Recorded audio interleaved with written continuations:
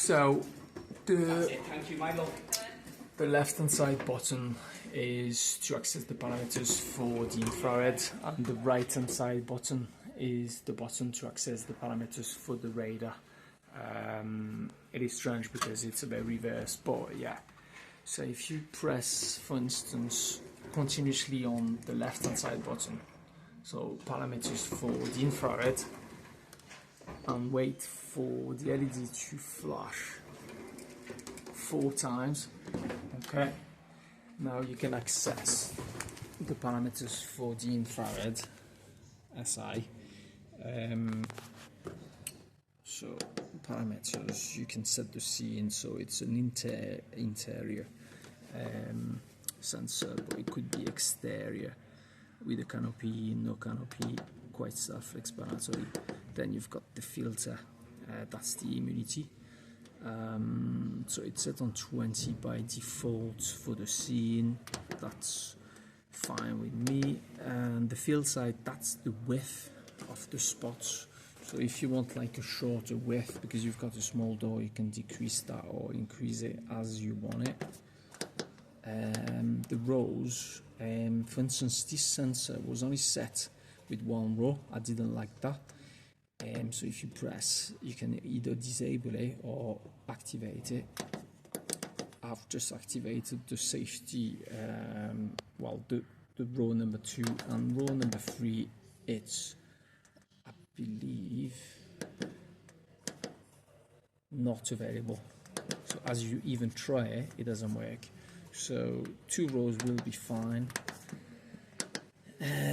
Auto adaptation times, that's how long you want, well, you know, the sensor to detect the object. So depending the regulations, you want a minimum of 30 seconds or more.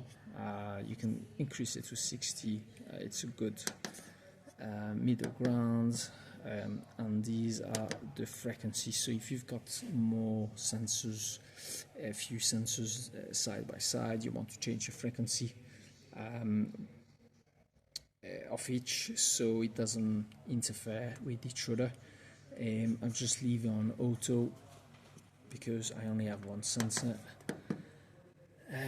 Suppression, oh yeah, that's the background check. So that's just to send some information of the flow back to the processor, so you can kind of auto adjust.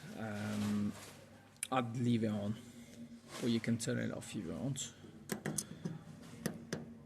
And that's it. The functions, you can reset the default settings or factory reset it. And diagnostic, that's just basic information, not much to say about that. So if you quit that menu, now you go on the right hand side button, so that's for the radar. If you continuously press 1, 2, 3, 4, so now you are in the parameters for the radar. You will have the sensitivity, the scenes. I'll leave it on standards, but obviously supermarket, nursing home, pavement if you want a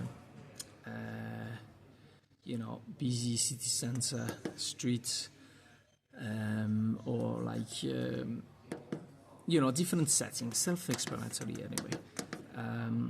If you want a white field against the normal field of detection, auto mode, action, quite self-explanatory anyway. The function, you can learn the sensor, reset to default settings or factory reset. Diagnostic, very basic, not much to say, but that's it really. The only thing I'd say is once you set your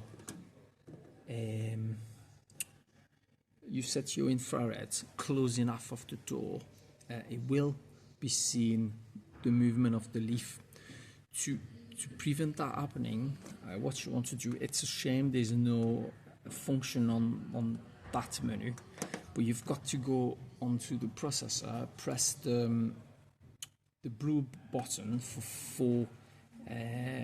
four flashes, and then you'll get into the normal parameter menu, and you go into learning the door. You learn the door.